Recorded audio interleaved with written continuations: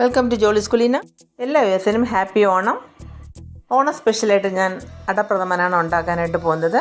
ഒരു പാനിലേക്ക് 3/4 ലിറ്ററോളം വെള്ളം ഒഴിച്ചിട്ടുണ്ട്. അതിലേക്ക് 200 ഗ്രാം അരിയട ഇട്ട് കൊടുക്കുന്നുണ്ട്. ഇനിയിപ്പോൾ ഈ അരിയട നന്നായിട്ട് വെന്ത് കിട്ടണം. അതിന് വേണ്ടിയിട്ട് നന്നായിട്ട് ഇളക്കി യോജിപ്പിക്കാം. ഏകദേശം ഒരു 10 മിനിറ്റെങ്കിലും വേണം ഈ അരിയട നന്നായിട്ട് വെന്ത് കിട്ടാനായിട്ട്.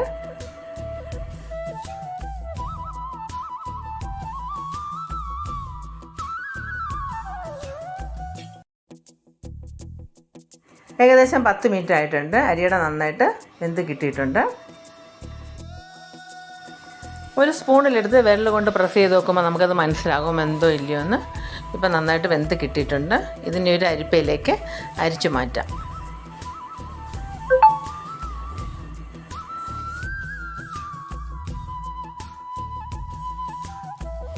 ഇനി ശർക്കര അലിയിച്ചെടുക്കാം. 350 ഗ്രാം ശർക്കരയാണ് ഞാൻ ഇതിന് വേണ്ടിയിട്ട് എടുത്തിട്ടുള്ളത്.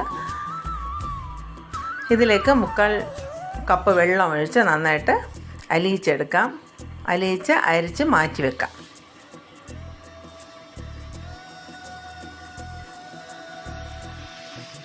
ഇപ്പം നന്നായിട്ട് അലിഞ്ഞ് വന്നിട്ടുണ്ട്. ഇത് അരിച്ച് നമുക്ക് മാറ്റി വയ്ക്കാം.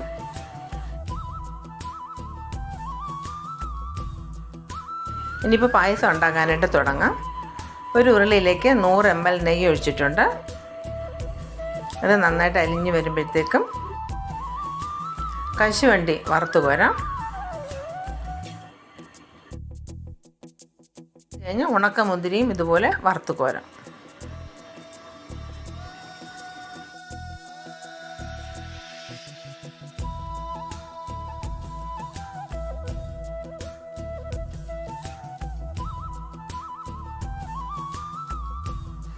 അതിനുശേഷം സാധാരണ നമ്മൾ അടപ്രഥമനിലൊക്കെ ഇടുന്ന തേങ്ങാക്കൊത്ത് ഒരു ബൗളാണ് ഞാൻ എടുത്തിട്ടുള്ളത്. അതും വറുത്ത് കോരാം.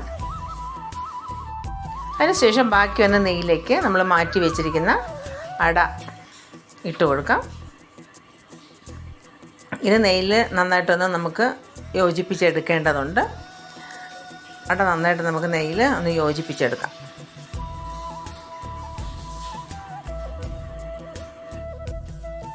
നെയ്യ് ആവശ്യമുണ്ടെങ്കിൽ ഈ സമയത്ത് വേണമെങ്കിൽ കുറച്ചൊന്ന് ഒഴിച്ചു കൊടുക്കാം.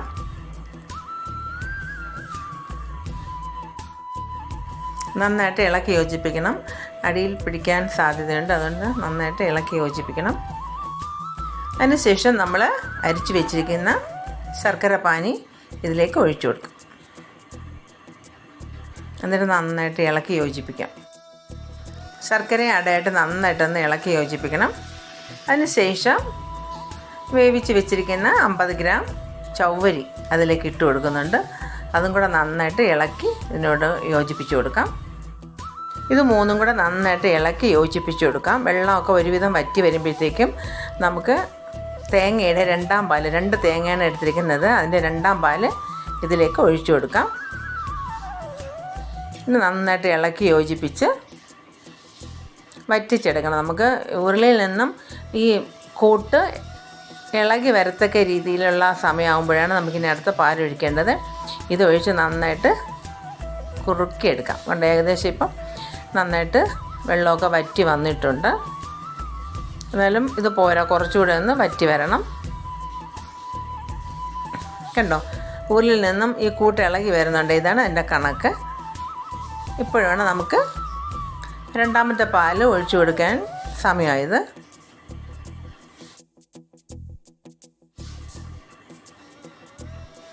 ഈ സമയത്ത് കുറച്ച് ഉപ്പിട്ട് കൊടുക്കാം. പിന്നെ ആവശ്യത്തിന് ഏലക്കപ്പൊടി ഇവിടെ ഇട്ട് വീണ്ടും നമുക്ക് നന്നായിട്ട് യോജിപ്പിക്കാം. കുറഞ്ഞതൊരു 2 മണിക്കൂറെങ്കിലും വേണം ഈ അട പായസം ഉണ്ടാക്കിയെടുക്കാനായിട്ട്. ഈ കുറുവി എന്ന കൂട്ടിലേക്ക് 1ാം പാല് ഒഴിച്ചു കൊടുക്കുകയാണ്.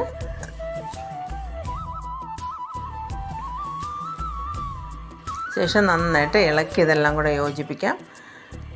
ഇത് നന്നായിട്ടൊന്ന് തിള വരുമ്പോഴത്തേക്ക് നമുക്ക് അടുപ്പ് ഓഫ് ചെയ്യേണ്ടതുണ്ട്. ഇപ്പോൾ കണ്ട നന്നായിട്ട് കുറുവി ചെറുതായിട്ട് തിളച്ച് തുടങ്ങി. അപ്പോഴത്തേക്ക് നമുക്ക് അടുപ്പ് ഓഫ് ചെയ്യാം. ഇത് നന്നായിട്ട് കുറുവി കിട്ടിയിട്ടുണ്ട്. ഈ സമയത്ത് നമുക്ക് അടുപ്പ് ഓഫ് ചെയ്തിട്ട് നമ്മൾ വറുത്ത് കോരിയ തേങ്ങ, മുന്തിരി, കശുവണ്ടി ഇതെല്ലാം കൂടെ അതിലേക്കിട്ട് എടുക്കാം. ഇപ്പോൾ അടപ്രഥമൻ റെഡി ആയിട്ടുണ്ട്. ഓണത്തിന് എല്ലാവരും ചെയ്ത് നോക്കണം കേട്ടോ. ഓക്കേ.